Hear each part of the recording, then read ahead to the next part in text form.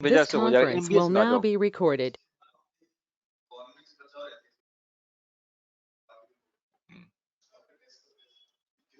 हो जाएगा। Technical economics 2 दिन इसमें इकोनॉमिक्स किसमें कंप्लीट हो जाए।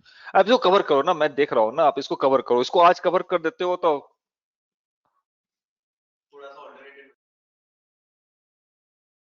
वो खुद माना गया कि पढ़ लोगे। कॉमोडिटीज में क्या पढ़ोगे, तो हो जाएगा, माने तो पूछ लेना। सिक्योरिटाइजेशन में आओ। सिक्योरिटाइजेशन का मतलब होता है कि किसी किसी इलिक्विड एसेट को कि मुझे किसी से लोन मिलना है अभी, चाहे मैंने क्रेडिट पे कोई सामान बेचा है, तो अकाउंट रिसीवेबल हो गया ना। अकाउंट रिसीवेबल कब मिलेगा मुझे? बाद मैंने तुम्हें बोला कि 200 रुपया मुझे मिलना है, आप मुझे 150 रुपया दे दो, तुम्हारे मैंने क्या किया? लिक्विड एसेट को लिक्विड बना लिया। तो ऐसा इशू होता ही क्यों? ऐसा करो ही नहीं किसी को। ऐसे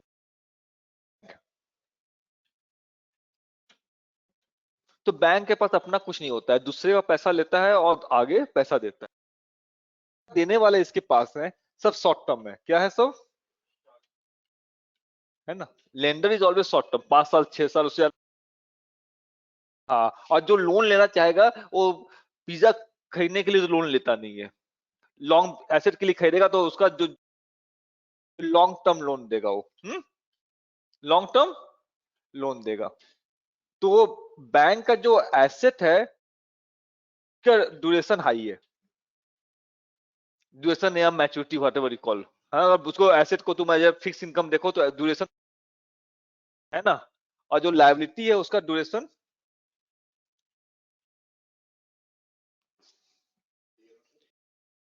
ड्यूरेशन ऑफ लायबिलिटी ये 5 साल का है, ज्यादा का है।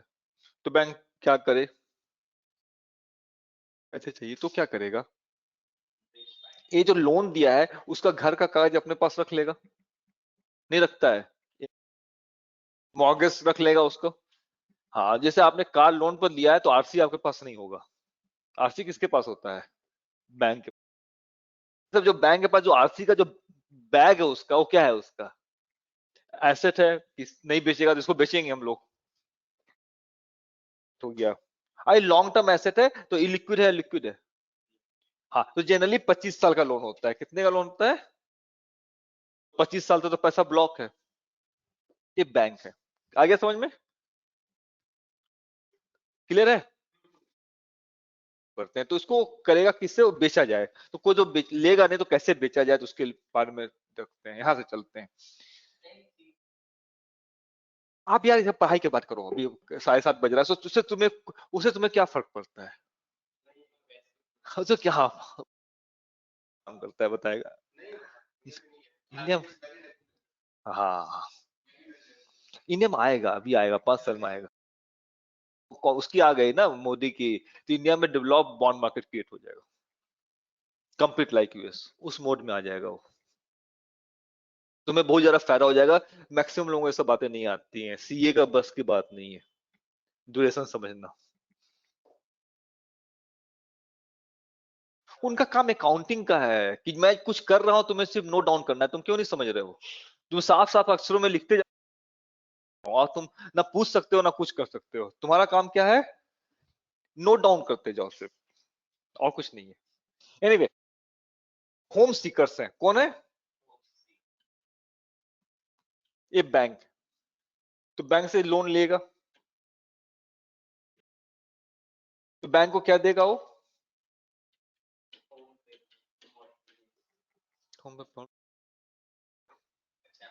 क्या देगा? हाँ, हाँ, ये बैंक है और इसका सारा कागज को रख लेगा। Mortgage 2, mortgage 3, mortgage 4। ठीक है, होम सीकर हो गया, बैंक हो गया। तो मैं बोलता हूँ कि चलो गोवा घूमने चलते। कुछ हुआ तो इल्जाम किस पे जाएगा? मुझ पर आएगा। तो मैं कौन हूँ? इनिशिएटर हूँ। तुमने क्या किया? गेम को स्टार्ट, इस एमबीए का खाने को उसने स्टार्ट किया। ठीक है, ये स्टार्ट कर रहा है।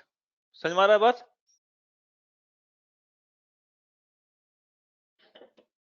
को एक क्या हो गया? कोलेट्रल हो गया। क्या हो गया? कोलेट्रल हो गया, नहीं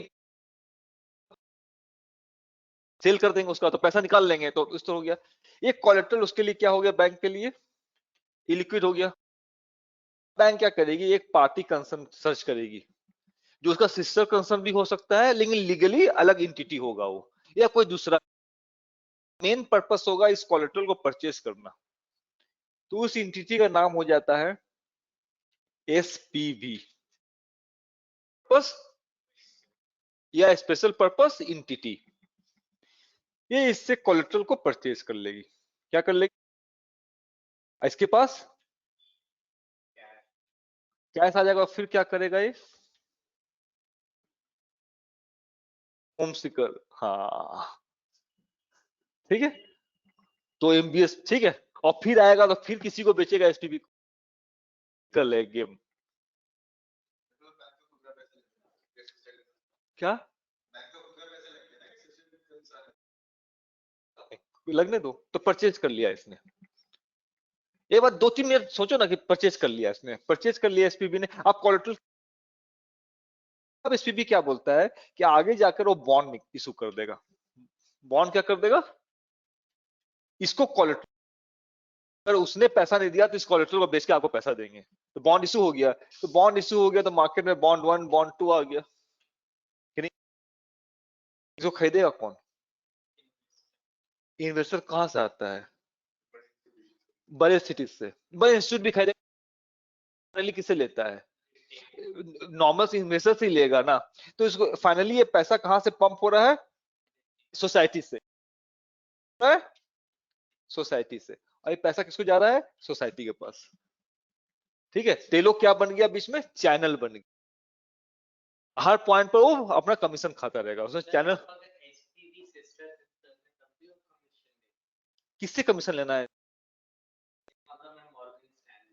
हम्म हम्म,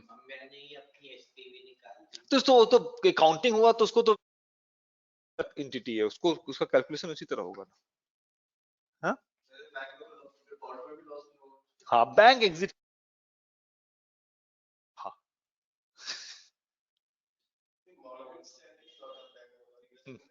इसमें भी बैंक है।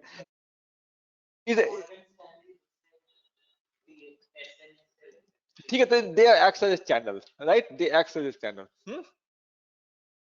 इसमें बहुत सारे लोग इन्वॉल्व हो गए, कौन कौन लोग इन्वॉल्व हो गया, एक तो बैंक हो गया, एसपीबी हो गया, बॉन्ड इश्यूअर हो गया। जब बॉन्ड इशू होगा तो यहाँ पर क्रेडिट रेटिंग का जाएगा, उसको भी काम, क्या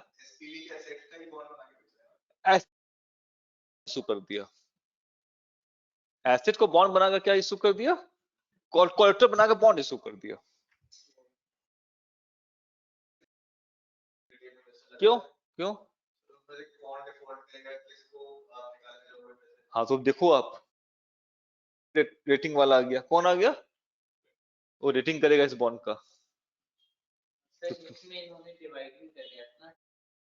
तो मेरे आइडिया बिल्ड करने दो ना। हाँ, तो सबको पता है बात, तो कहीं रेटिंग आ गया, करते हैं बच्चे, तुम्हारी बात ठीक है। उसे कंफ्यूजन हो, इसीलिए मुझे आस्ते से बताना पता, बाई पार्ट जान रहे हो ना।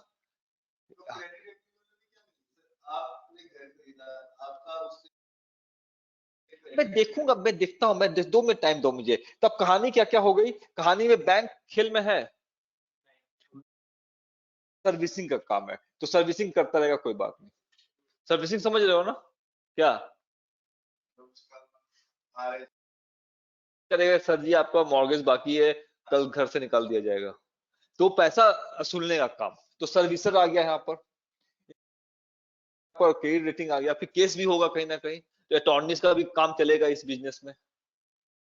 केस नहीं होगा, कहीं ना कहीं तो केस होगा इस, तो यहाँ पे अटॉर्नीज का भी काम चलेगा, सर्विसर का काम चलेगा, ब्रोकर का काम चलेगा, लोगों को इन्वेस्टमेंट, घर मिलेगा।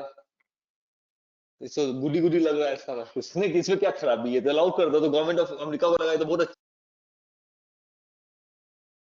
तो नुकसान हो गया कैसे, वो भी देखेंगे। एक समझ में सुनने में तो अच्छा लग रहा है, नहीं स्कीम जब समझाया जाए, बिल क्लिंटन को बोला ठीक है कर लो, ये हो गया। आप सबसे पहले चलते हैं, होम सीकर को समझेंगे, फिर बैंक को समझेंगे, फिर इसको समझेंगे, इसको समझेंगे, बॉन्ड समझेंगे। सबसे पहले होम सीकर को चलो। तो होम सीकर को जो लोन मिलता है 3 टाइप का मिलता है। फिक्स रेट, पूरे 25 साल तक उसको 8% देना है। तो पहला क्या हो गया, फिक्स रेट। दूसरा होता है क्या होता है, इंटरेस्ट, आपको सिर्फ इंटरेस्ट पे करना है। तीसरा होता है एमोर्टाइजिंग। एमोर्टाइजिंग होगा तो आपको कुछ प्रिंसिपल भी ईएमआई देना। तो ईएमआई में क्या रहता है, प्रिंसिपल भी इन्वॉल्व होता है और इंटरेस्ट भी देते रहते हैं, तो फाइनली जाता है 0। तो ऐसा सेटिंग रहता है जिसमें जो पीएमटी होता है क्या होता है, पीएमटी इज, ठीक है, तो इंटरेस्ट ओनली। एमोर्टाइजिंग होगा, एमोर्टाइजिंग समझ रहे हो? नहीं आ रहा, ये देखो एमोर्टाइजिंग लोन निकालना है कि मैंने 500 रुपया लोन ले लिया और 1 2 और एमोर्टाइजिंग रहेगा तो सारा पैसा और प्रिंसिपल किससे होगा, एक से होगा। तो यहाँ पर एफडी क्या ले लेंगे, ईएमआई। जो निकाल दो कितना आएगा इसका, और रेट ऑफ इंटरेस्ट मान लेते हैं 10%, कितना आने वाला है 500 पीवी आई बाई 10 N3। तो आज नहीं है, जरूरत नहीं है इसकी, चलो निकाल। इसके बाद वो निकाल लेगा।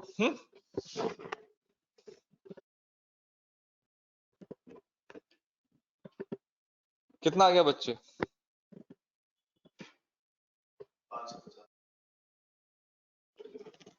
भेज देता हूँ क्लास में, ठीक। चलो वीडियो तो बनाए नहीं तो मैं दूंगा पैसे। कितना आ गया, 550 आ गया। कितना है आप लोग,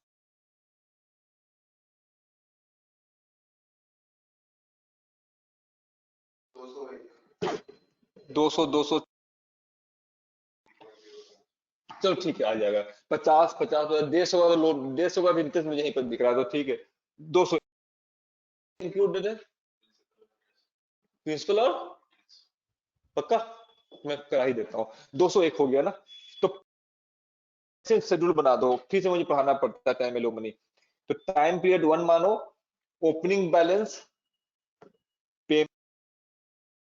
principal payment, interest payment, ending balance.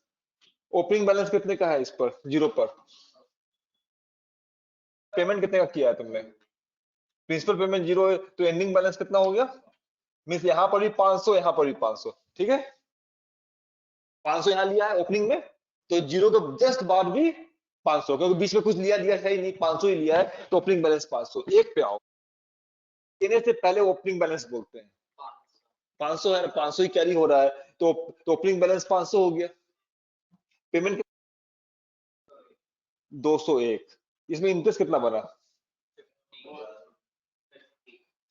15 interest बना ना, इंटरेस्ट हाँ 500 का 10%, तो प्रिंसिपल पेमेंट कितना किया, हाँ तो याद करते हो कल पर कितना आएगा 3। तो यहाँ पर जो पैसा बचा वो, अच्छा 2 पर 349 होगा इस पॉइंट पर ओपनिंग बैलेंस। फिर आपने 201 दिया,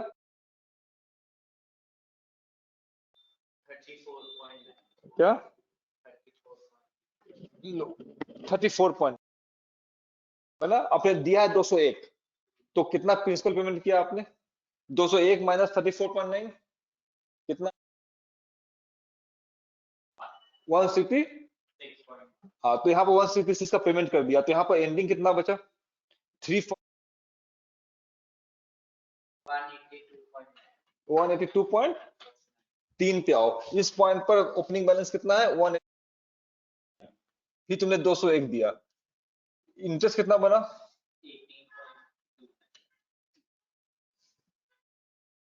3.29,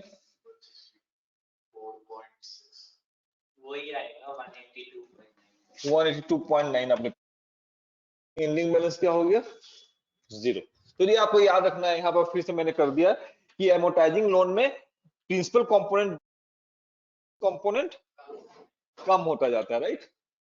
ये समझ में आ गया, जैसे अमोर्टाइजिंग लोन। तो जनरली लोन कैसा होता है, उसका अमोर्टाइजिंग होता है, अमोर्टाइजिंग लोन होगा, क्या होगा वो, आगे लिखिए। और अमोर्टाइजिंग के अलावा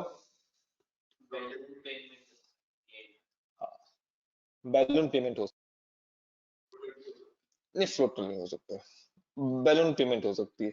एक यहां लिख लीजिए, एडजस्टेबल रेट मॉर्गेज होगा, क्या होगा, एआरए। एआरए का मतलब क्या होता है कि जो इंटरेस्ट रेट आगे चलकर चेंज होगा, तो फ्लोटर का नाम यहाँ पे क्या हो गया, एआरए। इस मार्केट में फ्लोटर को क्या बोलते हैं, याद रखना पड़ेगा। क्या बोला मैंने, रेट मॉर्गेज, रेट एडजस्ट होगा, यहाँ फ्लोटर का नाम हो गया एआरए में, कंफ्यूजन करेगा आपको, ये एआरएम क्या बोल गया वो, एआरए, एआरए मींस, हाँ एआरएम होगा।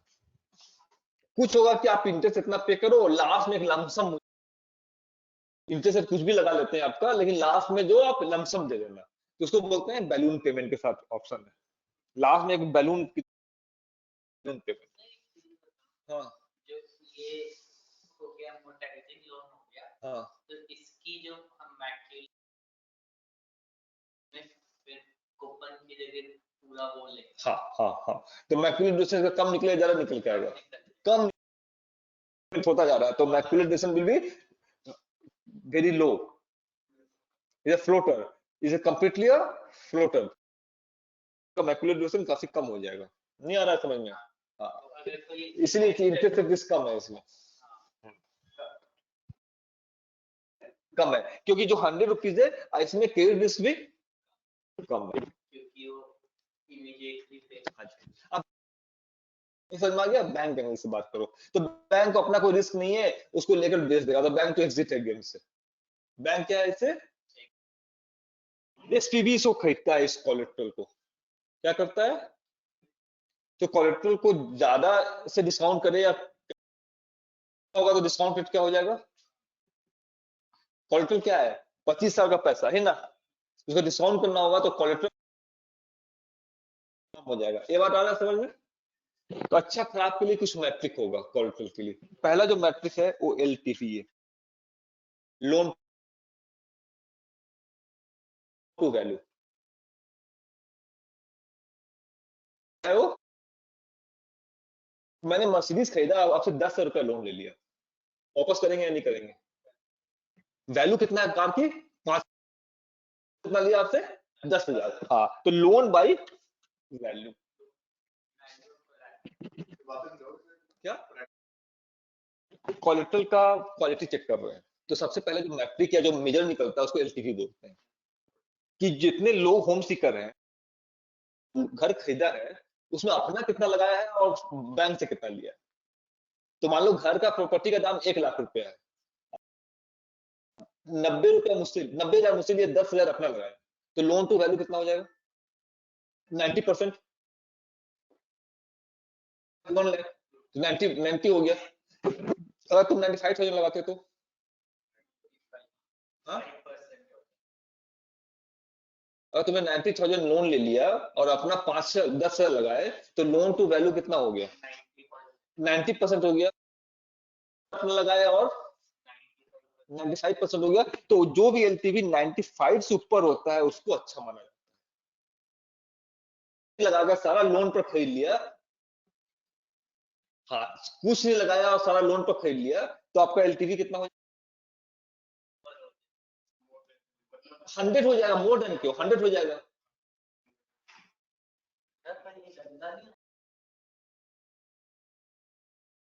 ये खराब हो गया, लीवरेज ज्यादा हो गई इसमें, मैंने बोला कि 100% हो, उससे ऊपर का नहीं होगा,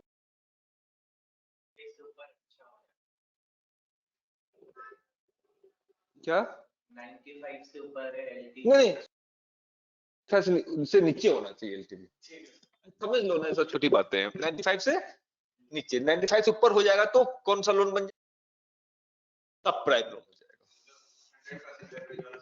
हाँ सब प्राइम हो गया, तो वापस से नहीं करेगा ना, आपने घर दिया तो बेसिक बात है एलटीवी, हाँ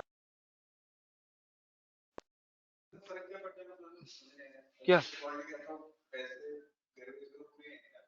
जी मैं कोई फर्क नहीं पड़ता, घर बेच के पैसे आ जाएंगे, कोई फर्क नहीं पड़ता है। एक फर्क पड़ेगा कि आपके पास प्रीपेमेंट क्या हो जाएगी, किसको, होम सिक्योर क्यों, इन्वेस्टर को इसमें बॉन्ड तो एसपीवी में जाएगा, एसपीवी उसका तो मैंने घर बेचा तो उसको पैसा कहां से मिलेगा, तो इन्वेस्टर को क्या हो जाएगा, बीएस में सबसे ज्यादा रिस्क किसका है, प्रीपेमेंट रिस्क का, किसका रिस्क है, हाँ बस सही लिख लीजिए। तो एमबीएस में सबसे बड़ा कौन सा रिस्क है, उसकी तो पूरी प्रॉपर्टी थोड़ी है, 1 लाख का तो बैंक में सवाल आ रहा है, तो पैसा तो रीइन्वेस्टमेंट इसको पैसे जल्दी मिल गए जो उसमें ओवरऑल अरे रिस्क वो नहीं होता, जैसे उसने 10% पे किया लोन है वो भी तो प्रीपेमेंट रिस्क होगा, कौन सा रिस्क, प्रीपेमेंट रिस्क, आगे समझ में, प्रीपेमेंट समझ, इग्नोर क्यों, 25,000 पर काम करो तो कोई रिस्क नहीं है तुम्हारे पास, 500 करोड़ पर खेल रहे हो तब प्रीपेमेंट रिस्क हो गया ना, कि 100 करोड़ रुपया आ गया, मैं करूं क्या अब, या तो म्यूचुअल फंड मैनेजर हो, तुम्हारे पास प्रीपेमेंट हो गया, तुम इतने बड़े हैंडल कर रहे हो, तो एक हेडेक हो गया ना कि 100 करोड़ अन्य, सिंगापुर जा रहे थे अभी तो, हाँ अब इसको हैंडल करना है। ठीक है, समझ रहे हो ना।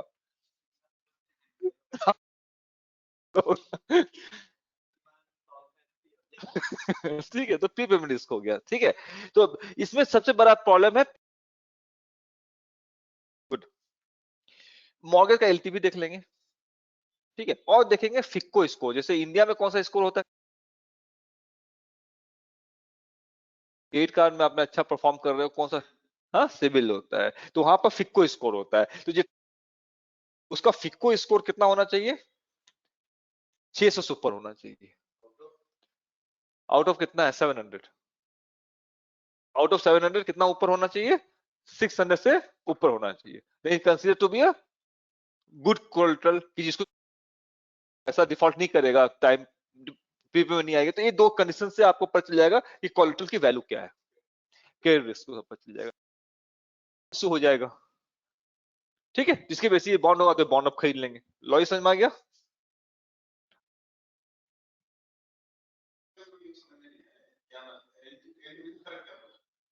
या कोई सामान मैंने परचेस किया है, बिल्कुल तुमसे ही पैसा लेकर खरीदा है, तो मैं दूंगा ना फिर, हाँ आप तुमको कुछ लगा हुआ ही नहीं घर में, तो जब भी बैग उठाए चले गए ना आप, कि नहीं आया समझ में, अब तुम्हारे हाथों ही हो गया था ना, तो वहां पर प्री पेमेंट रिस्क हो गया था, आगे समझ में आता,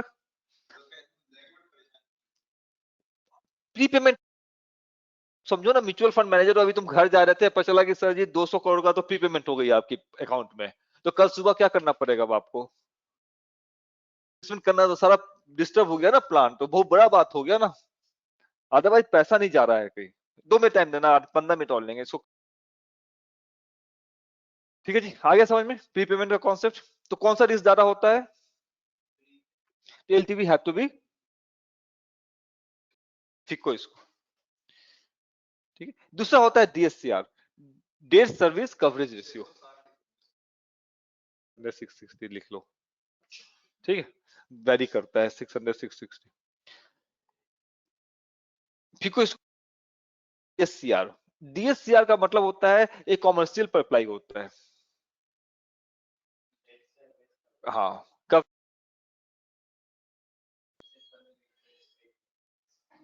और देखो डेट सर्विस कवरेज ये सिर्फ कॉमर्शियल प्रॉपर्टी पे होता है, इस कॉमर्शियल प्रॉपर्टी से नेट ऑपरेटिंग इनकम कितना आ रहा है, नेट ऑपरेटिंग इनकम कितना आ रहा है, डिवाइड बाई उसको कितना ईएमआई देना है, डेट कितना, डेट सर्विस क्या, हाँ found a person who has given you a loan to start your business, तो एनओआई बाई, तो एनओआई अगर डेट से ज्यादा है, तो मोस्ट लाइकली वो आदमी पैसा देता रहेगा आपको, हाँ उसको प्रॉफिट हो रहा है ना, तो एनओआई जिसको, net operating income of your business, net operating income से, हाँ हाँ बिजनेस लोन पर नेट ऑपरेटिंग इनकम पैसा देते रहेंगे, तो ये आपका कवरेज हो गया कि इस कवर कर पा रहा है डेट को। तो ये ज्यादा होना अच्छी बात है, बुरी, ये अच्छी बात है। हाँ, ये ज्यादा होना अच्छी बात है, फिको इसको ज्यादा होना अच्छी बात है, एलटीवी को कम होना अच्छी बात है। तो अगर ऐसा है तो प्राइम लोन का प्राइम कब प्राइम कहलाएगा? क्लियर हो गया लॉजिक? गुड, इसमें कुछ नहीं है। अब आ जाओ, लिख सकते हो, कंफ्यूजन होगा नहीं तो मैं बता देता हूँ। इतना पढ़ लिया कहानी, अब हम लोग जा रहे हैं प्री पेमेंट। प्री पेमेंट को छोटा चीज नहीं मानो, पैसा तो मिल गया, नो एंगल, नहीं समझ रहे हो? मैं रात 2 बजे आकर तुम्हारे घर में पैसा दे गया, तो अच्छी बात है, लड़ाई करोगे मुझसे? नहीं, लड़ाई करोगे, सो रहा था सुबह देते हैं पहले आता, समझ तो, प्री पेमेंट हो रहा है ना, तो अच्छा हम थैंक यू यार, हाँ तो ये बात अच्छी है। तो प्री पेमेंट का रिस्क हो गया ना आपको कि पता नहीं कब आकर दे जाएगा मुझे, तो 10,000 दिया तो 2,000 करोड़ आ गया, आपको ट्रिप बना रहे थे, हॉलीडे पैकेज ले रहे थे, सारा कैंसिल हो गया आपका, कि अब इन्वेस्ट करो। अपार्ट फ्रॉम दैट मॉनिटरी भी इशू हो गया ना आपके साथ। तो प्री पेमेंट कैसे होता है, उसका एक बेसिक आइडिया लिया गया है कि इससे प्री पेमेंट होगा। ये मॉर्गेज पुल मतलब जिस लोगों ने लोन लिया है उसका पुल है, जो जो घर वाले ने लोन, कागज मेरे पास है ना, समझ में आ रहा है? तो जितना जितना पुराना होता रहेगा, मीन्स लोन लेने वाला पुराना होता जा रहा है, तो उसकी सैलरी बढ़ेगी, तो बढ़ेगी तो प्रीपे करता रहेगा वो। प्री मतलब जितना जितना प्रिंसिपल, जितना शेड्यूल प्रिंसिपल है ना उससे ज्यादा पे कर, शेड्यूल प्रिंसिपल है उससे, हाँ तो उसको प्री पेमेंट बोलते हैं। अब बिल्कुल नहीं दिया तो बेच का तो फुल प्री पेमेंट हो जाएगी। तो लेकिन उसके पास की प्री पेमेंट का ऑप्शन होता है। जो पहला क्वेश्चन हम लोग कर रहे थे यहाँ पर, इनिशियल में कितना आया था, यहाँ पर कितना पे करना था, 201 रुपया करना था, जिसमें 151 रुपया प्रिंसिपल पेमेंट था, वो 300 कर देगा कि मेरे पास ज्यादा पैसा आ गया इस बार। तो 50 रुपया इंटरेस्ट, 151 क्या हुआ, कौन सा प्रिंसिपल, पहले से प्लान था, अब प्लस एक्स्ट्रा जो हो गया वो क्या हो जाएगा, प्री पेमेंट। प्री पेमेंट तो तीन तरह का पेमेंट आ सकता, plus principal schedule plus prepayment. Prepayment uncertain है, कभी दिया कभी नहीं दिया। आप प्री पेमेंट कब करेगा, और हाँ वो सब देख रहे हैं वो कब करेगा, तो इंपॉर्टेंट है। तो जैसे जैसे एज बढ़ता रहेगा पुल का, उसकी सैलरी बढ़ती जा रही है, ज्यादा आएगा तो कर देगा। दूसरा कब करेगा, सीजनैलिटी, देखा गया विंटर में जनरली वो प्री पे कब करता, वो घर बेच के सारा पैसा दे देना, तो विंटर में वो घर बेच के दूसरा जगह नहीं जाता है अंग्रेज, कि विंटर का समय प्री पेमेंट कम हो जाता है, ठीक है। और पर्सनल रीजन, उस पर भी आएंगे, तो और भी देखते जाओ ना, एज देख लिया, सीजनैलिटी देख लिया, पर्सनल रीजन, हस्बैंड वाइफ ने मिलकर घर खरीदा, डिवोर्स हो गया तो का टिपिकल कैसा नहीं, हंसी वाला इंडिया वाला बात नहीं, मिलकर खरीदते हैं, डिवोर्स हो गया तो बेच के आधा आधा कर लेंगे, जैसे भी था क्या। हाँ एलिमनी लेते हो, लेकिन ठीक है, तो घर तो बेचेंगे पहले ना।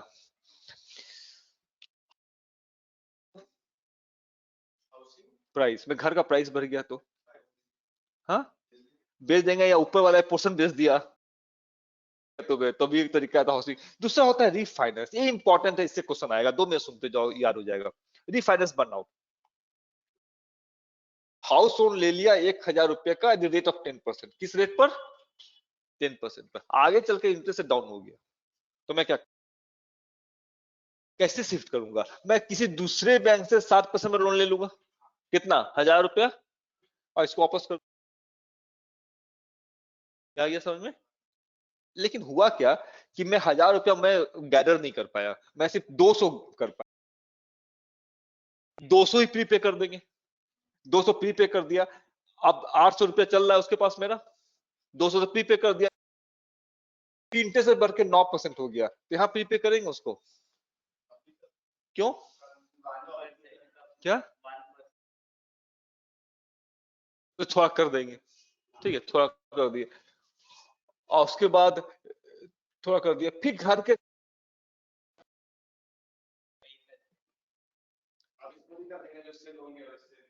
नहीं करेंगे, क्यों बात होती लोन लेने का तो मैं 60% वाला समय ही ले लिया होता। हाँ, समझ रहे हो ना कि मैं यहाँ पर रीफाइनेंस बर्नआउट हो रहा है। हाँ, तो जब वहां नहीं कर पाए तो 5% में आपको अब रीफाइनेंस नहीं होगा। यहाँ पर जो प्रीपेमेंट होगी क्या होने वाला है, लो होने वाली है। तो सिर्फ इंटरेस्ट से डाउन होने का रीजन नहीं है। तो प्रीपेमेंट डिपेंड हिस्ट्री और path of interest rate, past history of interest rate. नहीं समझ में, हिस्ट्री पता होना चाहिए। सिर्फ इंटरेस्ट से डाउन जाने से प्रीपेमेंट हो जाएगा ऐसा नहीं है। जब फर्स्ट टाइम ड्रॉप करेगा तो वहां सबसे ज्यादा प्रीपेमेंट होगा। फर्स्ट टाइम ड्रॉप करेगा, उसके बाद ड्रॉप करेगा तो उतना प्रीपेमेंट नहीं होगा। तो that is called refinance burnout हो चुका है आपका। हाँ हाँ, पहले ही हाँ, आपको कोई दे नहीं रहा है लोन। नहीं तो 60% के समय ही आप लोन ले देते हैं मुझे। तो यहाँ पर होगा, हो सकता है कि कोई बैंक तैयार हो जाए तो 500 दे दे, लेकिन यहाँ पर कम होगा। आइडिया ऐसा है तो ऑब्वियसली जीरो तो नहीं होगा लेकिन कम होगा। आगे रिफाइनेंस बर्नआउट, तो this happens, this is called refinance burnout.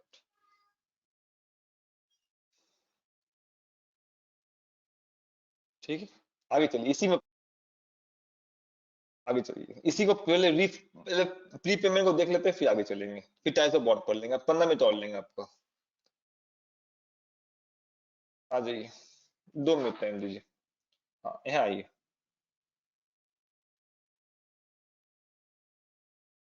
How to quantify prepayment, लिखिए, इसे क्वेश्चन आएगा। How to quantify prepayment.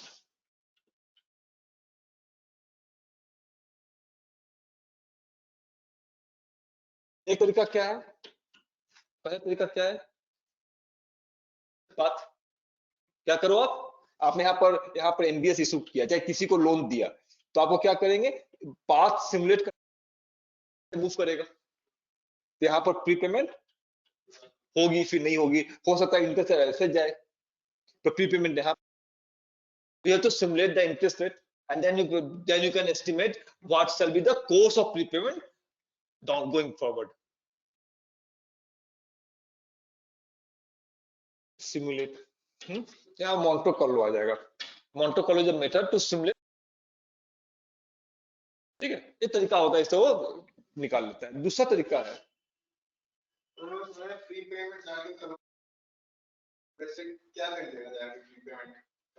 मैंने बताया ना प्री पेमेंट का कि मुझे आपको 500 देना है, अभी आप मेट किसमें,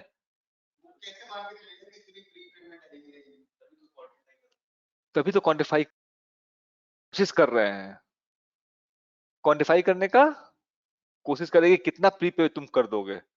ये डिफाइन हो गया कि आप हर एक महीने में आपको 50 चाहे 100 रुपया ईएमआई बना दिया कि कोचिंग फीस देना है, तभी क्वांटिफिकेशन इतना कम आएगा चाहे ज्यादा आएगा, तो एक्सपेक्टेड लाइन से तुम कितना आगे पीछे हो सकते हो। ठीक है, मैंने इसको रोक रखा है कि भाई वो तो देंगे, दिया ही नहीं, तो प्रीपेमेंट रिस्क हो गया ना मुझे, कि नहीं हुआ, वो देखते हो, क्वांटिफाई करते। आप ठीक बोल रहे होता है। तो प्रीपेमेंट एक तो हो गया कि सिमुलेट करके पकड़ लो जी कहां पर प्रीपेमेंट होगा, आ गया समझ में। रुकिए, फिक्को लोन हो गया, 2 मिनट टाइम देना, करवा रहे हैं। चलो, तो एक कंपनी आई, ठीक है, उसके बारे में लिखिए, पीएसए, पब्लिक सिक्योरिटीज एसोसिएशन। एक कंपनी है चाहे एसोसिएशन क्रिएट हुआ जो बोलेगा कि मैं प्री पेमेंट आपको बता दूंगा। पीएसए, इसने एक बेंचमार्क पुल क्रिएट किया। क्या क्रिएट किया, इसे क्वेश्चन आया तो हेरा फेरी पूछेगा कि एमबीएस क्या होता है, नहीं होता है, they will not ask obviously. तो ये क्वेश्चन यहाँ आएगा, रिफाइनेंस बनाओ, दो बात याद रखना है, याद ही हो गया, वाला मेथड है, इस पर छोरी नहीं बन सकता है, दे विल गो। तो पूछ लेगा कि प्री पेमेंट को कैसे सिमुलेट करते हैं, तो we will use Monte Carlo, तो answer will be Monte Carlo। Normal distribution का यहाँ पर कोई रोल नहीं है। एक क्वेश्चन पीएस से 5 करेगा, तो उसने एक पैरामीटर क्रिएट किया कि कैसे तरह के लोगों का पुल है, तो क्या क्या पैरामीटर लिया, स्कोर लिया, एलटीवी क्या है, इसके बेसिस पे उसने एक बेंचमार्क पुल क्रिएट किया। क्या क्रिएट किया? हाँ, पुल। इस बेंचमार्क पुल को उसने 100% पीएसए बोला, बिल्कुल मेरे टाइप का पुल। सेशन एक एक एक कमिटी है, चाहे एक ऑर्गेनाइजेशन है, you can say that public securities association is a committee. उसने इस तरह का जो रूल के बेसिस पे जो क्रिएट वाले जो पुल क्रिएट किया, उसको उसने नाम क्या दिया? इसका हिस्टोरिकल डेटा को उसने रीड किया कि पी पेमेंट होता है कैसे, तो उसने पाया कि होता है, ठीक है, 30 मंथ्स तक, उसका कांस्टेंट हो जाता है। yes. हाँ, ऑन एवरेज। ठीक है, तो इंक्रीज होता है फिर डिक्रीज हो जाता है। लिख लीजिए 0.2। हाँ हाँ, तो ये बात आपको लिख लेना है कि they found that pre payment increases, उसको पाया कि वो जो पीएसए का जो प्री पेमेंट है वो इंक्रीज करता है। कैसे रेट से? 0.2% अप टू 30 मंथ्स। 30 मंथ्स में कितना हो जाएगा? हाँ, 6% हो जाएगा 30 मंथ्स में, हो जाएगा ना 30 मंथ्स में। उसके बाद 6 प्री पेमेंट का मतलब क्या है? शेड्यूल से 6% ज्यादा, शेड्यूल से 6% ज्यादा। इस रेट को उसने नाम दिया है कंडीशनल प्रीपेमेंट रेट, सीपीआर। क्या नाम दिया? हाँ, 6% 0.2%, 0.3% को क्या एनुअल रेट है कि इस एनुअल रेट से वो प्रीपेमेंट होगा, सीपीआर, प्रीपेमेंट रेट। कंपाउंडिंग क्या है? एनुअल। तो ये सीपीआर जो है कुछ हद तक किसके तरह है? ठीक है, ईआर की तरह। कंपाउंडिंग इसकी एनुअल होती है। मुझे काम किस पर करना है? मंथली पर। इसको मंथली कंपाउंडिंग, मंथली कंपाउंडिंग कैसे बनते हैं? 1 प्लस ई ए आर, एक साल माना जाए, एक साल में कितना पीरियड बना अगर एनुअल कंपाउंडिंग है तो? एनुअल कंपाउंडिंग है क्या?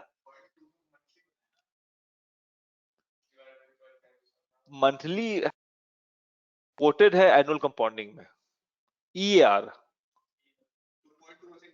हाँ, मंथली का है लेकिन फर्स्ट में है ई ए आर में। एनुअल रिपोर्टिंग हो सकता है ना, कंपाउंडिंग भी क्या कर दिया उसका? एनुअल। ये पता है कि नहीं पता है? हाँ, तो एनुअल रिपोर्टिंग है। अरे भाई ये समझो कैसे, एनुअल रिपोर्टिंग नहीं समझ रहे हो? समझ रहा हो उसका? एनीवे देखो, 100 रुपए इन्वेस्ट किए, 103 मिला।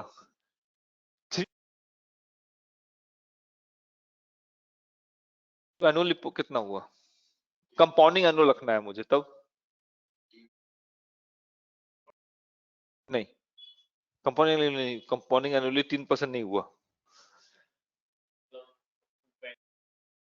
ऐसे बोटा वोटा नहीं चलता है, तो इसका मतलब समझो ना, कंपाउंडिंग एनुअल रखें तो पीरियड कितना मानेंगे? हाँ, तो पीरियड कितना मानेंगे? एक साल, एक साल का एक पीरियड मानेंगे। समझ में आ रहा है? तो यहाँ पीरियड कितना है? ईयर में तो कितना, 3 मंथ पीरियड नहीं हुआ।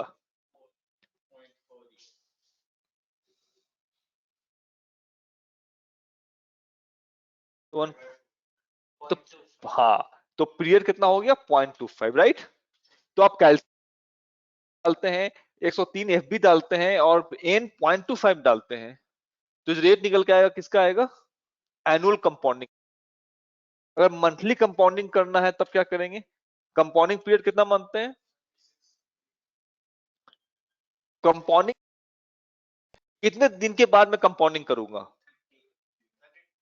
मंथ में बात करो, एक मंथ के बाद। मंथ जब मंथली है तो पीरियड को ईयर में बताओगे ना। अब मंथ को कंपाउंडिंग को ईयर डेज में नहीं बात करोगे ना, तो कंपाउंडिंग पीरियड कितने का हो गया, तो यहाँ पे पीवी 100 लेंगे, एफबी कितना लेंगे, हाँ जो भी उसको ले लेंगे 3, कितना लेंगे, आई वाई वाई निकलेगा, किसका निकलेगा, मंथली रेट निकलेगा, कोटेड कैश में करना होगा मुझे, तो इंटू 12 कर देंगे, इसमें इंटू 12 करेंगे, ये जो रेट होगा इसको बोलेंगे कंपाउंडिंग मंथली रेट, कोटेड, हाँ ये रेट जो निकलेगा वो क्या बोलेंगे, it is compounded annually, coated annually,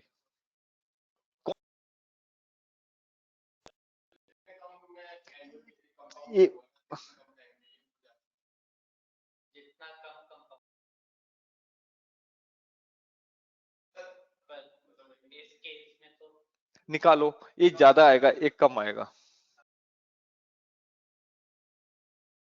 इसका मतलब है ये हर बार कंपाउंड हो रहा है तो रेट छोटा रखना पड़ेगा ना, सेम कैश फ्लो जनरेट करना है ना उससे, इसको तो हर 6 महीना पर प्रिंसिपल बढ़ जा रहा है ना, और फिर अगले बार बाजार ब्लिम बनाना उसको कितना है, रेट को क्या रहना पड़ेगा, कम करना पड़ेगा, इसमें पूरे 100 पर ही काम हो रहा है, 103 बनाना है तो रेट को ज्यादा होना पड़ेगा, ज्यादा निकल के आएगा, नहीं अगर दोनों बराबर होगा तब ये वाला ज्यादा मोटा माना जाएगा, नहीं समझ रहे हैं, दोनों बराबर हो गए, दोनों रेट बराबर कर दोगे, ये भी 10% कंपाउंडेड मंथली, ये भी 10% कंपाउंडेड एनुअली, तब इससे इक्विवेलेंसी करना होगा, तो इसको थोड़ा सा इक्विवेलेंसी समझ रहे हो ना, आ गया, मंथली इन रिपोर्टेड किसमें, एनुअल फॉर्मेट में, किसमें रिपोर्टेड है, इसको किसमें बनाना पड़ेगा मुझे, मंथली में, कैसे बनेगा, 1 plus E A R to the power 1 होता है, उधर क्या होगा 1 प्लस क्या होगा r by 12 to the power, होगा ना कि नहीं होगा, एक साल मान लिए तो और कोटेशन उसका कैसा एनुअली है, तो एक मंथ का कितना हो जाएगा आर बाई 12, इसका कोटेशन ईयरली होगा, एक साल मतलब एक पीरियड, ठीक है, तो यहाँ पर क्या हो जाएगा 1 प्लस सीपीआर, क्या हो जाएगा ये, तो ई आर क्या रेट होगा उतना प्रिंसिपल को क्या करेगा, वो बढ़ाएगा, और जितना सीपीआर होगा तो प्री पेमेंट कर रहा है, तो रिमेनिंग प्रिंसिपल को क्या करेगा, वो ये तो आउटफ्लो करवा रहा है ना, तो 1 माइनस सीपीआर, अब आ जाओ आर बाई 12 निकला, ये कौन सा रेट है, पीरियड, इसको बोलेंगे single month mortality rate to the power 12, single month, correct, single, बस यही फॉर्मूला है इसमें, और कोई फॉर्मूला नहीं, समझ में आ गया, तो सीपीआर और एसएमएम निकलेगा, उतना परसेंट ही प्रीपे होगा, जो एसएमएम निकलेगा उस मंथ में उतना ही percent, this is estimated prepayment, आ गया, ये क्या निकल गया तुम्हारा, एक्सपेक्टेड प्रीपेमेंट कितना होगा इनटू एसएमएम, आया समझ में, कोई बात नहीं, नहीं भी समझो कल पूछ लेना, रिमेनिंग प्रिंसिपल इनटू एसएमएम, अगर प्रीपेमेंट ज्यादा हो गया तो कौन सा रिस्क हो गया, इसमें जितना मैंने उम्मीद किया था लोन जितने दिन में पूरा होगा उससे कम में पूरा होगा, और अगर इससे जितना उम्मीद किया था उससे ज्यादा लोन चल जाएगा, नहीं एक्सटेंशन रिस्क हो गया, तो अगर इससे कम हो गया, अगर actual prepayment is less than expected prepayment, तो कौन सा रिस्क हो जाएगा, एक्सटेंशन रिस्क हो जाएगा, समझ में आ रहा है, इस प्रीपेमेंट को रखकर हम लोग निकालेंगे कि ये एमबीएस कितना दिन तक पैसा देगा, लेंगे प्लस इस प्रीपेमेंट को भी ध्यान रखेंगे, प्रीपेमेंट इतना होगी, लेकिन इससे इससे कम हो गया तो एक्सटेंशन रिस्क हो जाएगा मेरा, जितना उम्मीद कर रहे हैं उससे आगे, और एक्चुअल अगर ज्यादा हो गया तो इसको क्या बोलेंगे, हाँ कॉन्ट्रैक्शन रिस्क, आ गया समझ में, तो ये मतलब अज्यूम प्रीपेमेंट पे ये सारे एक्सपेक्टेड प्रीपेमेंट मान लेंगे, उसके बाद एक्सटेंशन रिस्क और कॉन्ट्रैक्शन रिस्क होगा, एज्यूम प्रीपेमेंट कहां से निकलने वाला है, पीएसए से, पीएसए से मैं इतना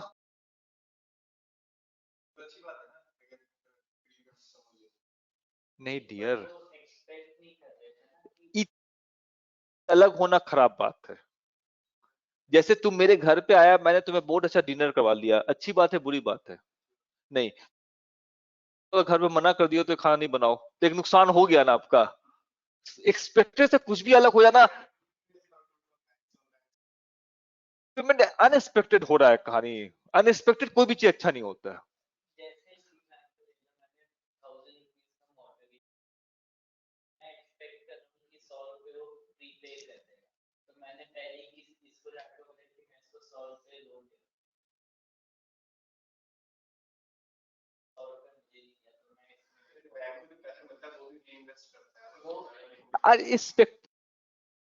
बिजनेस बिजनेस और सर्विस क्लास में क्या डिफरेंस माना जाता है कि बिजनेस वाले को पता नहीं होता है कितना पैसा आएगा। सभी का तो expected earn their future more efficiently than a business class, कितना भी कमाए अनप्लान हो जाता है उसका ना। प्रीपेमेंट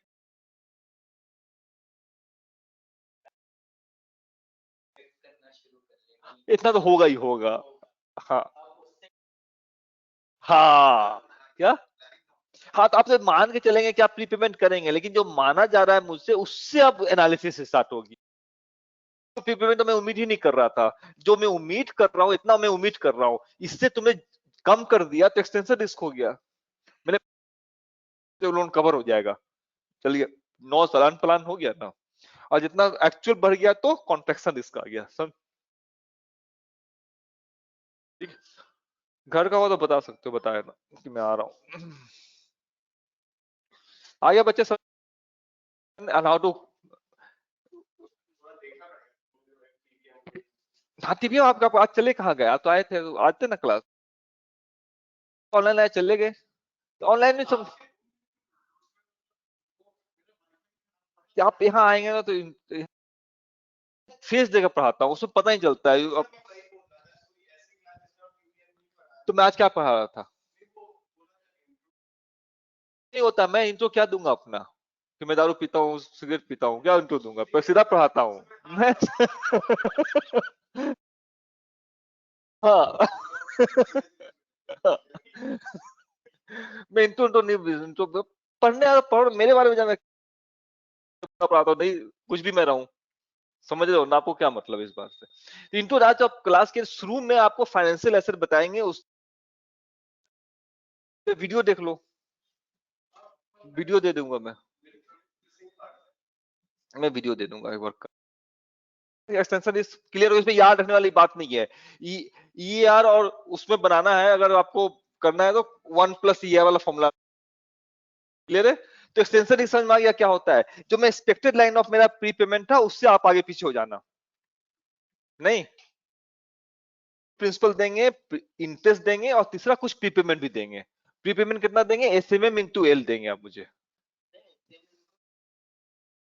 एसएमएम R/12 को एसएमएम बोलते हैं, पीरियोडिक रेट को, पीरियोडिक रेट को ही बोलते हैं SMM. Single is a monthly periodic rate, it is not a quoted rate. Monthly coated he rate है, कोटेड वर्ड ही नहीं आएगा ना कि मंथली है। कोटेड बोल देगा तो ईयरली करना पड़ जाएगा मुझे। हाँ तो वो मंथली रेट है। आ गया? अब आ जाओ इस फॉर्मूला, बस इसमें ही फॉर्मूला है। अब आ जाओ टाइप्स ऑफ एमबीएस, ये भी समझते चले जाओ। सबसे इजी है पास थ्रू सिक्योरिटीज, ये सबसे सिंपलेस्ट होता है। मॉर्गेज बैक्ड, वो मॉर्गेज का जो कागज है वो बैक्ड है। क्या? हाँ मॉर्गेज मतलब उसका जो कागज है तो हाँ हाँ हाँ, गिरवी रखना, ठीक है। It is backed by that securities, ठीक है। समझ रहे हो ना? यार मैं मम्मी के साथ गया मार्केट में डोसा खाने, मम्मी पर्स नहीं लाई, तो बोला कि बेटा को बैठा देते हैं, मैं घर से लेके आती हूँ।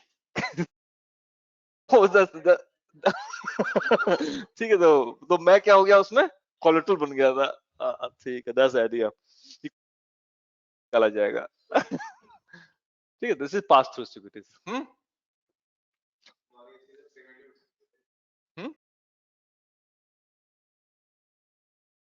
हाँ हाँ हाँ हाँ, पास थ्रू सिक्योरिटीज हो गया। इसमें सिंपल तरीका है, मोस्ट सिंपलेस्ट फॉर्म आई आएगा, पी प्लस आई आएगा किससे, होम सीकर से। किसके पास जाएगा ये पैसा, बैंक तो गया, कौन होल्डर में, एसपीवी के पास जाएगा, एसपीवी के थ्रू, सिंपल। इसमें बीच में वो थोड़ा सा स्प्रेड रख लेगा, क्या रख लेगा ये,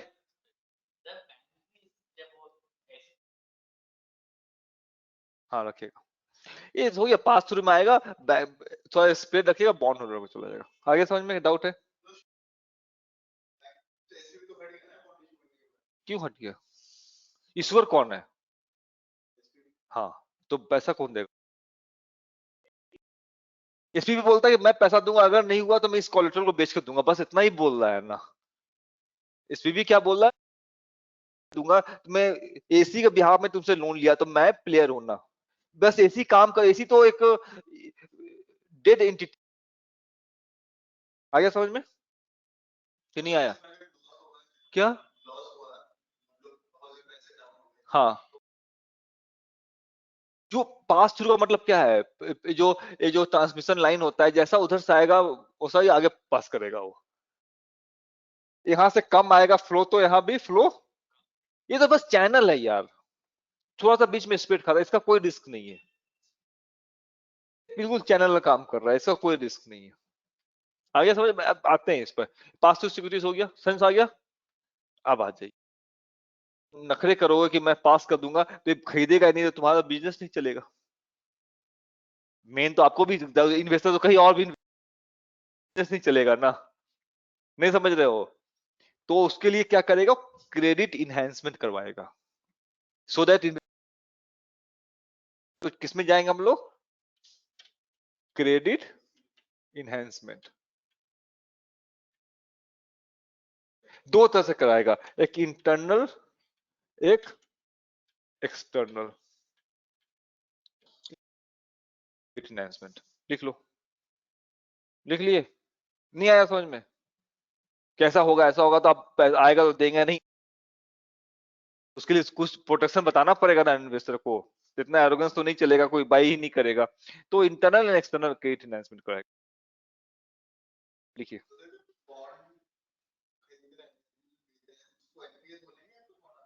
किसको,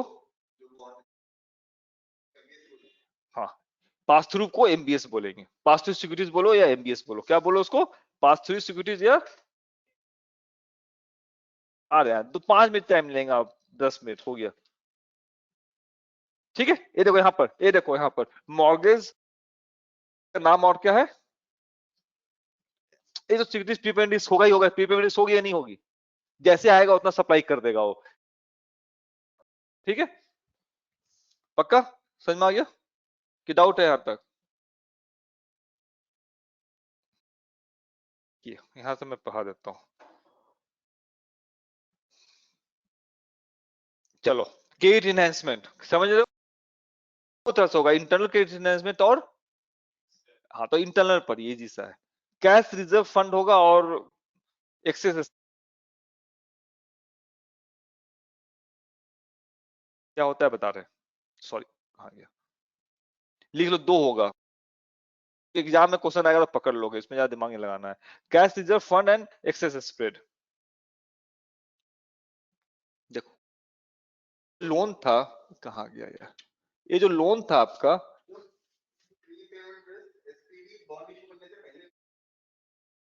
क्या, एसपीवी को कोई मतलब नहीं, आप निकालेंगे, हाँ निकालेगा ना उसको, प्री पेमेंट रिस्क को तो मानता ही नहीं है, ये प्री पेमेंट टिपिकल किसके एंगल से बात है, बॉन्ड होल्डर का, उसका रिस्क यही है कि आप पैसा दे दिया, होल्डर निकालेगा, ठीक है। दूसरा रिस्क है कि पैसा ही नहीं दिया, जो प्रिंसिपल नहीं मिल पाया तो क्या होगा, वो भी तो रिस्क है, क्या बोल रहे हो, तो कर रहा है वो बताएगा, और भी तरह का प्रोडक्ट निकाल के देगा आपके फेवर में ना, एक तो होता है, यहाँ पर कितने तरह का रिस्क हो गया, पहले तो ये बता दो, एमबीएस में फिर कहानी होगी, क्या क्या, हाँ जी, एक प्रीपेमेंट और हाँ, ये समझो, उसके बाद बात होगी। Credit risk, prepayment and credit risk, दो रिस्क इस खेल में है। पेमेंट इसका मतलब ये है कि पहले दे देगा तो कॉन्ट्रैक्ट से जितना उम्मीद की उससे पहले पैसा आ गया, और लेट में दिया तो बाद में आया। तो इस पे बस सही पढ़ाना था मुझे। एक्सपेक्टेड लाइन से ऊपर प्रीपेमेंट हो गई तो कॉन्ट्रैक्शन रिस्क हो गया, और एक्सपेक्टेड लाइन से नीचे हो गई तो एक्सटेंशन। ये तो उम्मीद किए थे कि आप प्रीपे करेंगे, लेकिन उससे ऊपर नीचे कर गए आप। ये प्रीपेमेंट रिस्क है। इन दोनों में रिस्की कौन है ज्यादा? यही तो, पैसा तो दे दिया ना यार, तो आगे पीछे 2 रात को या कर दिया, लेकिन दे तो दिया ना। हाँ, तो के रिस्क ज्यादा, रिस्क ये माइंडसेट में रहना चाहिए मेरे पास। इंटरनल, आप पर क्या रहे, इंटरनल क्रेडिट इनहेंसमेंट। प्रीपेमेंट के लिए बात नहीं कर रहा है वो, किसकी बात कर रहा है वो? तो पता है कि जनता को क्रेडिट से ज्यादा रिस्क है, ज्यादा प्रीपेमेंट से। तो इंटरनल क्रेडिट इनहेंसमेंट कराएगा कैसे? ये लोन, यार फिर गलत हो जाता है। ये लोन अमाउंट जो कोलेटरल का जो लोन अमाउंट है, मार्केट वैल्यू है, मान लेते हैं 2000 रुपए का है। इसने 2000 का, और उसमें से जो इंटरेस्ट आता है वो 7% आता है। कितना आता है? इसने जो बॉन्ड 2000 का बॉन्ड इशू कर दिया, और कूपन रखा उसने 5%। कितना कूपन? तो हर साल कितना, हर मंथ कितना परसेंट एक्स्ट्रा आ रहा है उसके पास? 2% नहीं आ रहा है। उसमें से 0.5% तो फीस हो गया उसका, तो 0.5 तो रख लिया वो, और 1.5% जो बचा उसको कहाँ डाल देगा? बैंक में। कहाँ डाल देगा? तो कभी अगर प्रीपेमेंट, कभी कूपन पेमेंट नहीं होता है क्या, कि इस मंथ दिवाली है या एक्समस है तो उस बार कोई पेमेंट नहीं करेगा? बेटी रोने लगी, उसने कपड़ा खरीद लिया, तो उस महीना नहीं देगा वो। तो उस महीने का पेमेंट कहाँ से चला जाएगा? ठीक, आ गया समझ में? कोई बात नहीं। 2000 का लोन दिया गया है, लोन है तो 7% देगा वो हर मंथ। जो भी 7% बाई 12 करके वो छोड़ दो, 7% लोन देगा वो। तो मैंने जो बॉन्ड इशू किया आगे 5% का, पैसा उससे इसी आधार पर लिया है। पैसा तो कूपन से होता है डिसाइड ना, तो इन्वेस्टर से मैंने 5% रेट पर पैसा लिया है। तो वहां से फर्स्ट मंथ कितना परसेंट रिटर्न आएगा? इंटरेस्ट आएगा 7% आएगा। मुझे आगे कितना सप्लाई करना है? 0.5% तो हमारा प्रॉफिट हो गया, फीस हो गया, बच गया 1.5%। 1.5% को मैं बैंक में जमा करता रहूंगा। नहीं समझ रहे हो? 1.5% ऑफ 2000 कहा? बैंक में। हाँ, तो उसको हम लोग क्या बोलेंगे? एक्सेस, क्या? 1.5% का मालिक तो एसपीबी हुआ। हुआ ना, मैं तो तुझे 5% पर लोन है ना, तो मालिक कौन हुआ इसका? एसपीबी हुआ ना। आपको तो 5% वाला कूपन हिसाब से आपने प्राइस दिया है मुझे, मैं 1.5% अपना जमा करता रहूंगा। अगर एक्समस वाले दिन उधर से कूपन नहीं आया, अगले मंथ आ जाएगा, लेकिन इस मंथ नहीं आया, डिफॉल्ट नहीं, मंथ नहीं दिया, तो इस मंथ भी अपने इन्वेस्टर को मैं कूपन दूंगा। किस पैसे से? हाँ, तो क्रेडिट इनहेंसमेंट हुई, स्पेड अमाउंट। ठीक है। दूसरा, कंपनी बोलती है कि हमारी पुरानी कंपनी है, एक 500 रुपया दिया है, एक एक्स्ट्रा कोलेटरल है जो मेरा अपना पैसा है। ये पैसा किसका है? एसपीबी का अपना।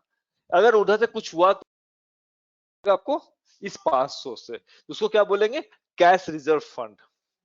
एक कैश रिजर्व रखा है आपके लिए। तीसरा तरीका क्या होता हो जाएगा? लोन है ना, तो मैंने जो बॉन्ड निकाला है वो 1500 का निकाला है। ये सबसे इजीएस्ट तरीका है, 1500 बॉन्ड। तो किसके हाथ में जाएगा?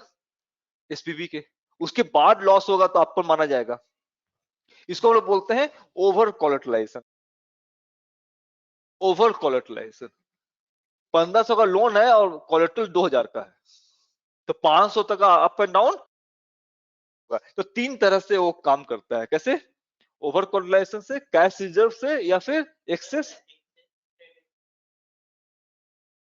क्या? क्या फिर से?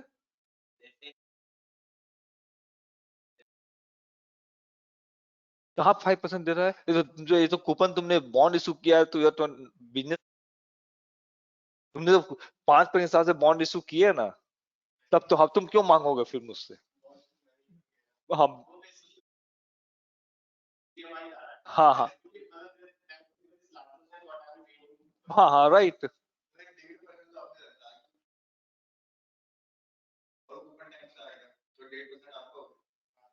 1% मेरा ही हुआ ही नहीं यार, देखो ना, मैंने जो लोन दिया है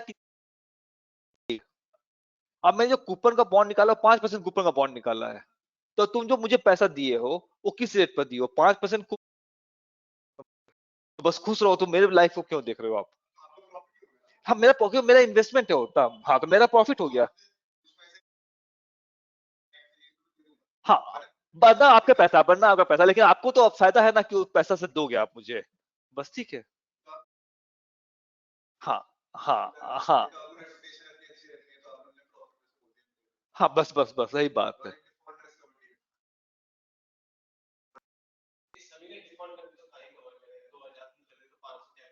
हाँ, वो तो वो सब डिफॉल्ट होता नहीं है, जब सब लोग, ठीक है तो समझ में आ गया। ये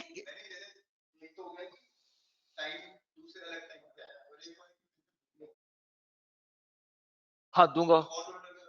नहीं नहीं 1.5% जिसको जीरो करना पड़ेगा आपको, एक्सेस स्पेड अकाउंट को खुल जाएगा इससे। हाँ तो एक्सेस स्पेड अकाउंट आपने का इसको भी आपने,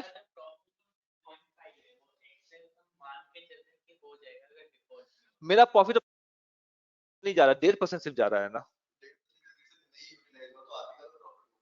तो अगर डिफॉल्ट हो जाए तो आपने बोला ना कि हाँ मैं इसको बेचा नहीं होगा तो मैं सैलरी का 10% भी दूंगा, तो नहीं पूरा हुआ तो सैलरी का 10% देना पड़ेगा आपको ना, आपने प्रॉमिस स्टेट में होना तब। हाँ हाँ, उसके बाद भी लॉस है आपका तो मैं नहीं जानता।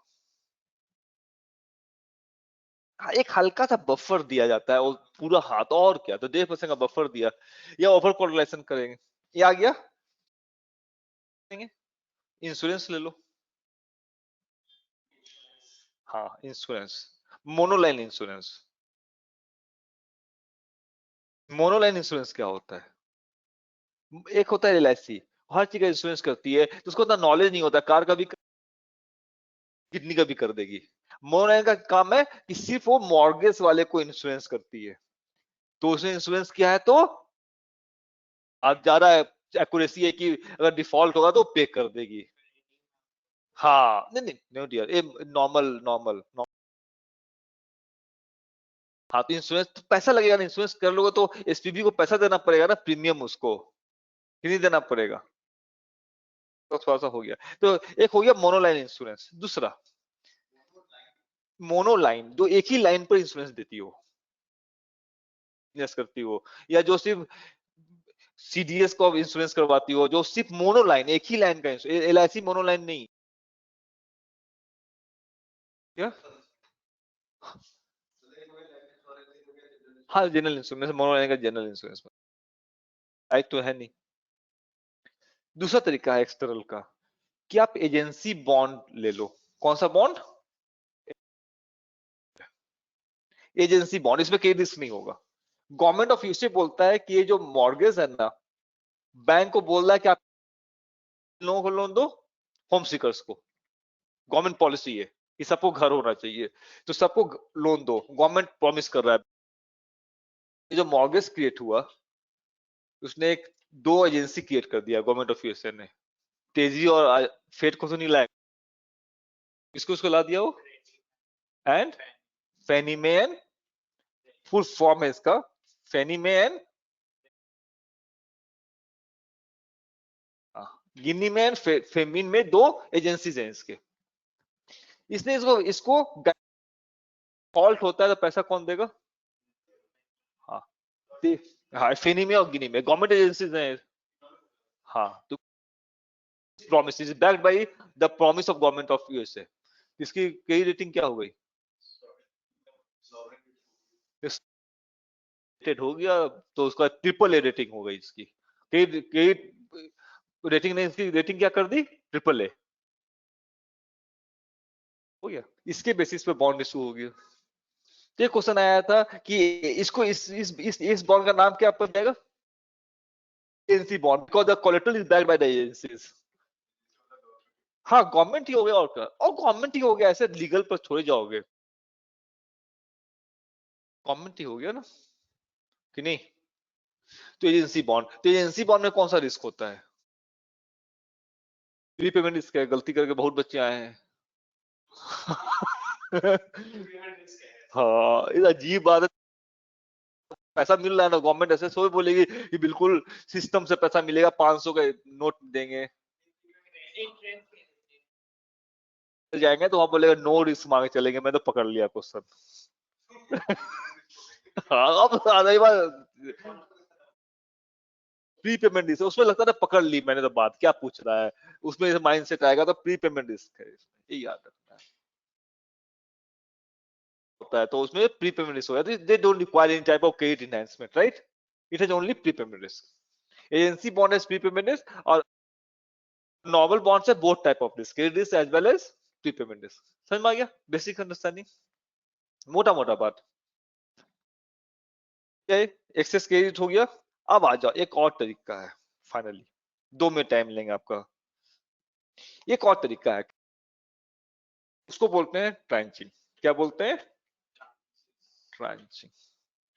ट्रांच का मतलब होता है लेयर। लेयर, एक कोलेटरल है, इसकी कुछ क्रेडिट रेटिंग होगी, एलटीवी कम है, जो भी है, इसको तो कुछ नहीं कर सकते आप। तो हम लोग क्या का बॉन्ड इसी के बेसिस पर निकालेंगे, किसके बेसिस पर? हाँ इसका 100 करोड़ का था, तो 5 करोड़ का हम लोग निकाल देंगे ट्रेंच। क्या बोलेंगे? 15% ऊपर वाला और बॉन्ड निकालेंगे, मीन्स प्रिंसिपल का बॉन्ड, 15 प्रिंसिपल का बॉन्ड, जितना भी पीस निकाल दें इसको बोलेंगे मेजनाइन। क्या बोलेंगे? अरे सीनियर, ये 15 इन मोटा मोटा मोटा मोटा बफर, ऐसा फिक्स कुछ नहीं। समोसे का साइज क्या होता है, तो इंडियन लोग समझ जाता है समोसा इतना बड़ा होता है, आपको पूछे है कि अंग्रेज की साइज क्या होता है समोसे का, हो गए। तो बहुत मुश्किल पड़ जाओगे, तो वो तो आइडिया कि हाँ इस साइज का होता है। और लड्डू किस साइज? हाँ वो डिपेंड, वही बात हो गई लड्डू, लेकिन तो मोटा मोटा बता दो ना, इतना छोटा होता है, इतने बड़े लड्डू भी होते हैं। हाँ आटे वाले। ठीक। तो ये 5-15 इक्विटी वाले को बोला गया भैया ये बॉन्ड खरीदो आप, अगर इसमें से 5 रुपए का डिफॉल्ट हुआ तो माना जाएगा क्या? हाँ उससे ज्यादा होगा तो गायब हो जाएगा, तो 5 तक तो आपको पाना जाएगा। नहीं, अगर अगर डिफॉल्ट हो गया तो हाँ 7 उसका माना जाएगा, 5 इसका। नहीं आया? हाँ तो इक्विटी 15, तो सीनियर पर हाथ कब पड़ेगा? हाँ हाँ, सर मारना शुरू किए आगे से, तो मेरा 20वां नंबर है, 15 तक सर थक गए तो कोई बात नहीं, उसके बाद मेरा नंबर आएगा। स्कूल में पीछे रह, ठीक है, तो 20 हो गया तो 80, इसका इसका डिफॉल्ट होने का चांस बिल्कुल 20% डिफॉल्ट नहीं होता है, ऐसा नहीं है कि सब डिफॉल्ट हो जाए, business not work like that. तो वाईटीएम किसका ज्यादा होगा? प्राइस कम होगा, तो वाईटीएम इसका हाई और प्राइस। आपको लग रहा है कि कोई डिफॉल्ट नहीं करेगा तो इक्विटी खरीद लो, मजे में रहो, ज्यादा कम।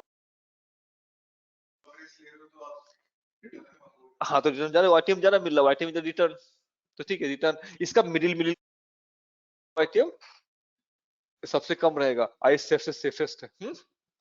तो जो रिस्की इन्वेस्टर है वो इक्विटी में भी इन्वेस्ट कर देगा, ये तो हर तरह का इन्वेस्टर को मैंने पकड़ा एक ही कोलेटरल पर, तो this type of thing is called tranching. क्या बोलते हैं?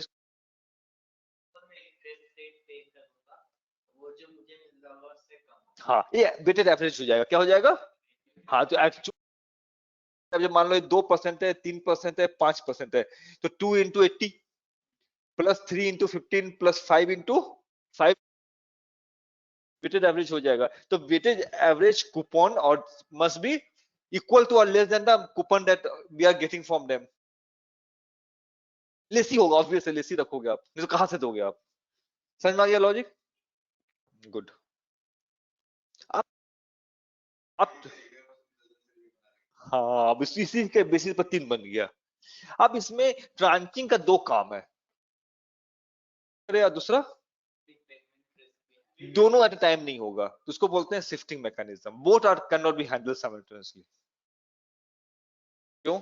अगर प्री पेमेंट रिस्क हो, प्री पेमेंट इससे हैंडल करवाना है मुझे, तो जैसे ही प्री पेमेंट ज्यादा होगा किसको मिलना चाहिए? जब पूरा होगा तो निकल जाएगा, फिर क्रेडिट के लिए तो बचेगा नहीं वो।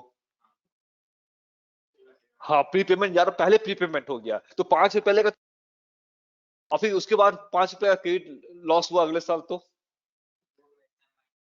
हाँ तो निकल गया ना। तो जो इक्विटी क्रेडिट को हैंडल करेगा या फिर आपके प्री पेमेंट को हैंडल करेगा? नहीं आ रहा समझ में?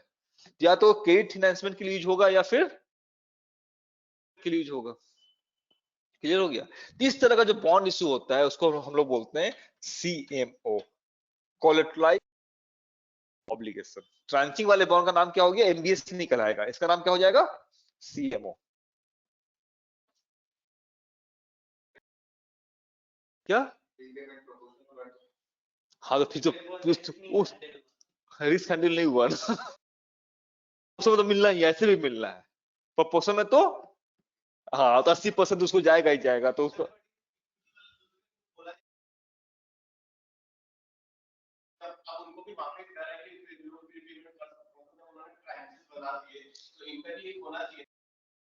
प्री पेमेंट कर दोगे तो फिर क्रेडिट अगले बार अगर पेमेंट नहीं आई तो फिर 2006 में पेमेंट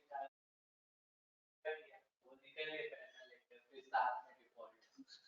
नहीं, पार्टनर जब इतना नेक्सस, इतना मतलब कॉम्प्लेक्स नेक्सस में जो उन्होंने वो बना रखे थे, क्या थे सर वो, जहाँ पे वो एक प्रिंसिपल अमाउंट का फिक्स डिपॉजिट भी रखते थे, और वो सब करते रहो, दोनों को हैंडल कर पाएगा कि नहीं, क्वेश्चन यहाँ है।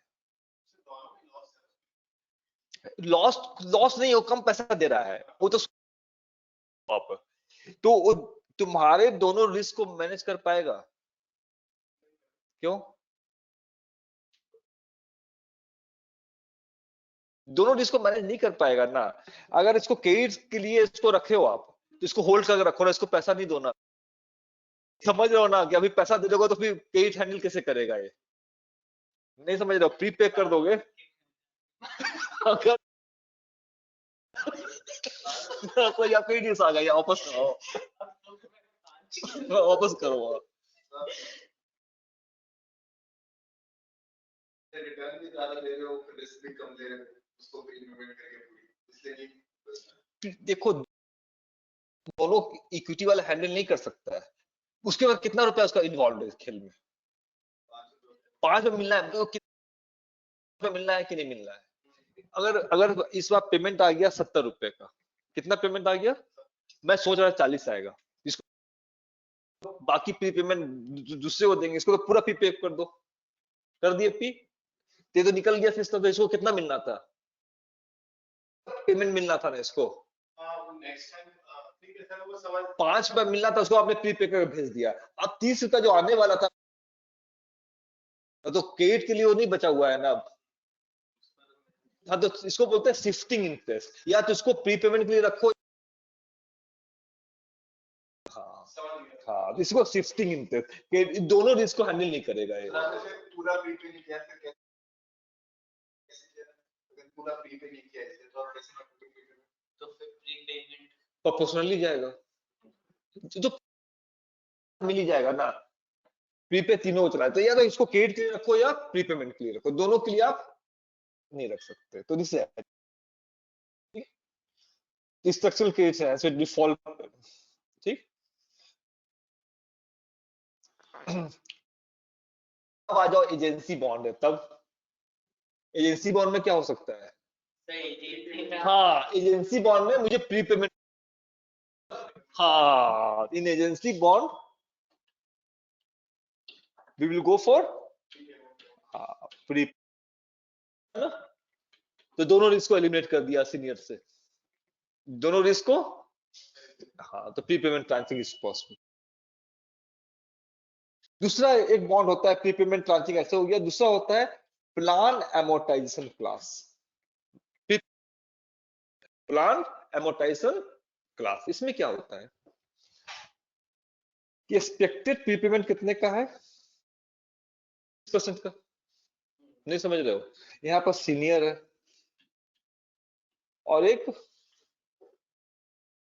कौन सा, एक ही, दो ही लो, प्रीपेमेंट ट्रांच।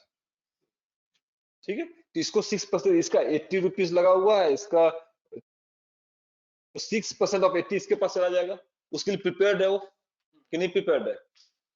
हाँ, तो वो प्रिपेयर्ड है, प्लस 6% ऑफ 80 के लिए प्रिपेयर्ड है, प्लस इंटरेस्ट के लिए प्रिपेयर्ड है। नहीं, प्रिंसिपल शेड्यूल जो आना है मोटा मिलेगा उसको, इसके बाद कुछ का कुछ वैल्यू बच के 60 रुपए बचेगा। ये सोच रहा है वो कि 20 रुपए आ जाएगा, इंटरेस्ट से आएगा प्लस पीएस आएगा। नहीं, क्लियर? इसका 20 लगा हुआ है, 3%, तब सर तो उसको देके हाँ, उसको देने का कोशिश किया, 6% थ्रो किया जाए, इसका प्रीपेमेंट रुक जाएगी। क्या है ना, आपको मैंने जूनियर पोस्ट में हायर किया है, तो फिर अब जूनियर वाला काम करेंगे। हाँ, गलत बात। पैसे ज्यादा मिलेगा, हाँ, प्रीपेमेंट समझ में आया ना लॉजिक? इस वो तैयार है इस बात के लिए, तो कोई बात नहीं बनता ना। वो क्या है,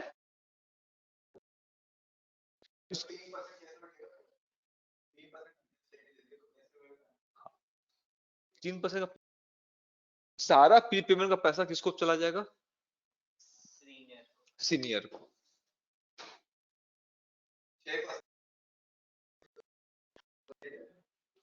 पैसा किसमें 3% किसका आ रहा है?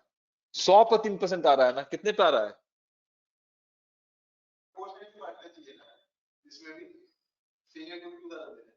अरे क्यों नहीं समझ रहे हो कि तुमने हायर किया है किसी को, पियो, तुम भी अपना पानी अपने पियो, मैं भी अपना पानी, ऐसे नहीं हो चलेगा ना। तुम अपना पानी तो खुद पियोगे, मेरा पानी तुम लेके आओगे। लॉजिक समझ में आई बात? कोई बात होगी ना, उसको जो उसमें पैसे लगाया उसको पहले से ही पता है कि मेरा ये तो रिटर्न इस पर नहीं जाओ, प्री पेमेंट के लिए तैयार है कि मैं प्री पेमेंट ले लूंगा। नहीं आएगी कंप्लीट। ठीक है, तो टोटल पैसा कितना नहीं आया समझ में आपको? तो मैं करके दिखा देता हूँ, इसको देखो। 100 का है, 80 रुपीज, 20 रुपीज का ये प्री पेमेंट ट्रांचिंग वाला है, जेट ट्रांचिंग वाला, जेट बोल लो। उम्मीद कितना है कि 6% का यही उम्मीद है। 6% मीन 6% कितना हो गया इसका? तो 6 रुपये आएगा, तो 4.8 उसको मिलेगा, 4.2 उसको मिलेगा,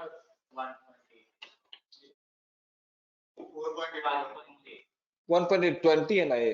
1.4 सेंस आ रहा है कि नहीं आ रहा है? एक्सपेक्टेड नहीं था, जाने दो। अब आ गया यहाँ से 6 रुपया नहीं आकर तुम्हारा 5 रुपया का प्री पेमेंट हुई। 4.8 पूरा उसको जाएगा, 0.2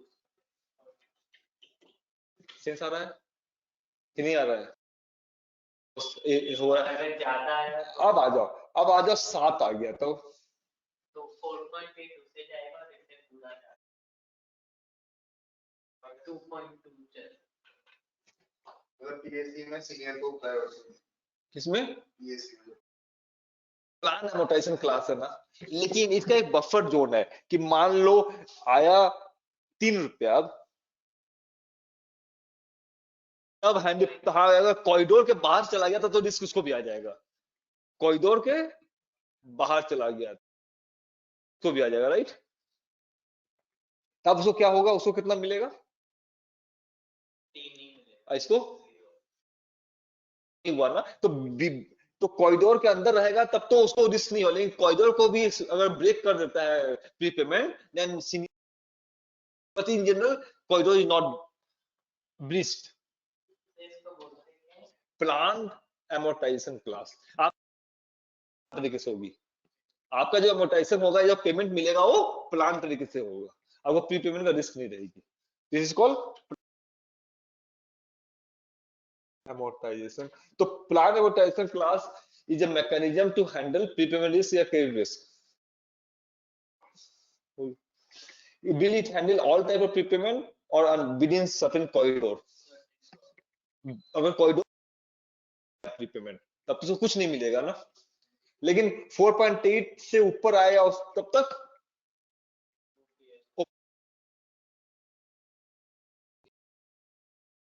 4.8 से कम आया तो 4.8 नहीं, इसको 4.8 मिलना है ना। सीनियर को प्रायोरिटी क्यों मिली, लोगों को समझ नहीं आता। वो क्रेडिट रिस्क भी नहीं ले रहा, पहले नीचे के 2 डूबेंगे तब वो डूबेगा। सीनियर को तुम ऐसे इंसान की तरह क्यों मान रहे हो? वो रिटर्न कम ले रहा है, सही तो रिस्क है कि इसीलिए तो पहले दे रहे कि रिस्क नहीं हो उसका। यही तो रिस्क कम है कि आपको नहीं उठाया जा रहा है। ये होगा कि आपका रूम खाली है तो कोई गेस्ट आएगा तो आपको नहीं उठाया जाएगा, ठीक है, तब देंगे घर में कॉन्ट्रीब्यूशन। हाँ ज्यादा देंगे ना, ज्यादा दे रहा प्राइस भाई, पे कर रहा है कि मुझे उठाओ मत। अदरवाइज कोई रात 2 बजे गेस्ट आ गया तो बोलेगा यस रूम खाली कर दो, ड्राइंग रूम में चले जाओ तो होने वाला है।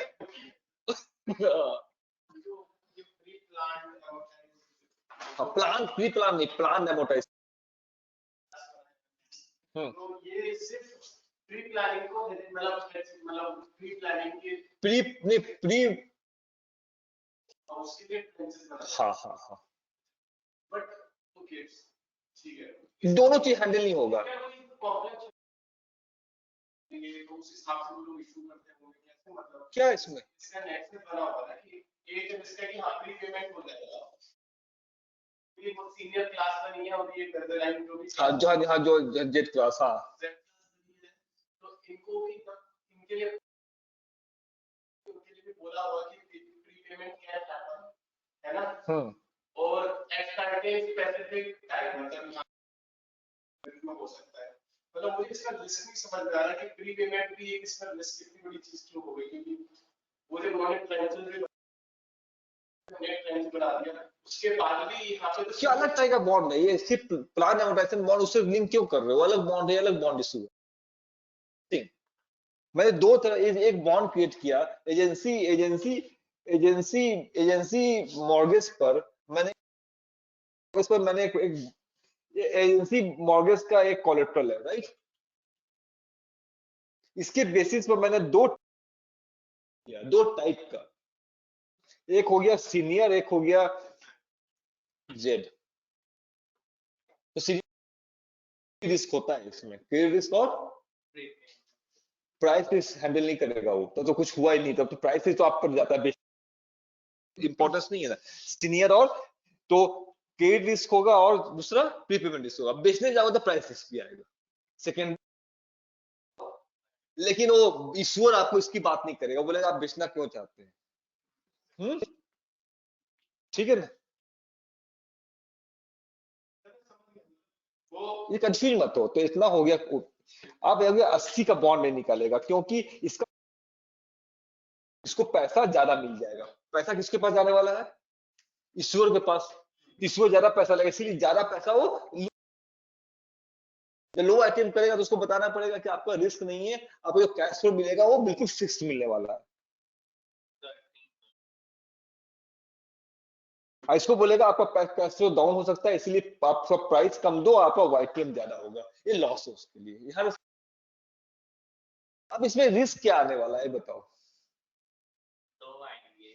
प्रीपेमेंट रिस्क क्यों होने वाला है? उसके अलावा क्या दिक्कत है?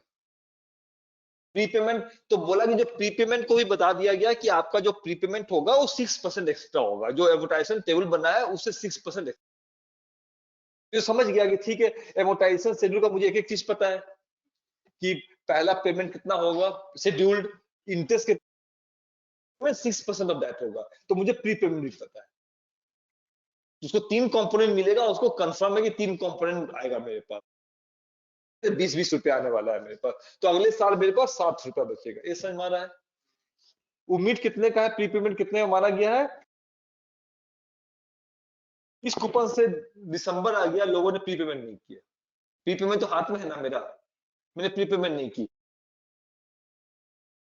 तब तो फंसा वो भी, ये भी। ठीक है, प्रीपेमेंट हो गया 3, तब क्या 80% ऑफ 3 इसके पास जाएगा और उसके पास जाएगा? नहीं, उसको 6 पूरा पूरा करना है मुझे, तो प्रीपेमेंट वाला भी देना है हर मंथ, तो इस 3 वाला भी उधर चला जाएगा। आ रहा समझ में? हाँ, जैसे ये चीज में होता है, इलेक्ट्रिसिटी में होता है, सेक्टर 14 है, तो यहाँ 2 आवर लाइट नहीं रहेगी, 2 आवर, तो ज्यादा तो फुल दे देता है या लोअर एरिया में डाल देता है? हाँ, लोअर एरिया में कर देगा। अब बिल्कुल लाइट नहीं आई फिर भी जो कर देगा, यहाँ वो फुल सप्लाई कर देगा। तब इन केस आपका सिर्फ 3 घंटे का लाइट जाएगा, इन प्लेस ऑफ 2, 3 सिर्फ 3, तो बिल्कुल 0 लाइट हो गई। आ रहा है समझ में? आपको 2 घंटा रखे रहेंगे, आपका रखने की कोशिश किया जाएगा। आ गया समझ में? 8% आ गया तो तब 6 उससे देंगे, बाकी 4.86 80 हो तो 4.8 जाएगा, बाकी इधर चला जाएगा दैट वे। तो कॉरिडोर के अंदर रहेगा तो उसको तो 4.8 मिलता रहेगा। तो कॉरिडोर छोटे होते जाते हैं, क्योंकि उसका प्रिंसिपल आगे का छोड़ दो, आगे का छोड़ दो, कॉरिडोर ठीक है, ये भी तो कम हो रहा है ना यार, वो कोई एक कम हो रहा तो आगे इधर भी कम हो रहा है। The flow of money will also drop, why will remain 100। नहीं, वो मान लो लोगों ने ज्यादा टाइम 2-3 साल नहीं हो गया, this is idea we have covered up MBS हो गया सर, MBS नहीं, 1 go में मींस 1 राउंड में आपका कवर हो